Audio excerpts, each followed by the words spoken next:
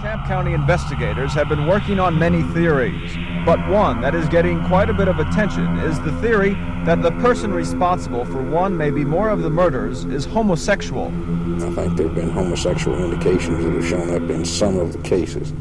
By no stretch of the imagination can that be spread over the entire category. This is the house. We learned today that the FBI has been watching this house on Gray Street near Techwood Homes for the last 3 weeks. And we also confirmed today that the Special Task Force is also watching the happenings here. Tom Terrell owns this house. He says he's a homosexual.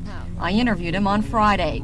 He told me that Larry Marshall, who is now in jail in Connecticut, knew Timothy Hill.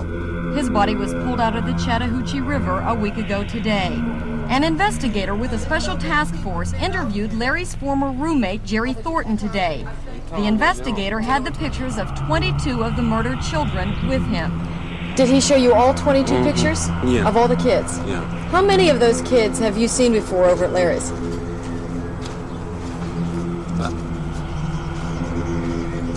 I told him about 10 of them. 10 of them you recognized? Yeah. 10 of them, what did they used to do? Just come up there on the porch, they slare for change and stuff like that. Marshall was in jail here in Atlanta up until last July. That's when, according to Thornton, Marshall started hanging around with the children. Marshall has also been arrested in Atlanta for, among other things, running a house of prostitution. But Thornton says Marshall wasn't the only one who knew the murdered children. Did Tom know all those kids too? Tom Terrell did? And why did Tom know them all? Tom probably knew all of them. Why would Tom know all of them? Because they tried to see somebody to look up to. And like Tom, they just go up to Tom's house all the time. Larry Marshall went before a Fulton County Superior Court judge today for a brief hearing on an attempted armed robbery charge.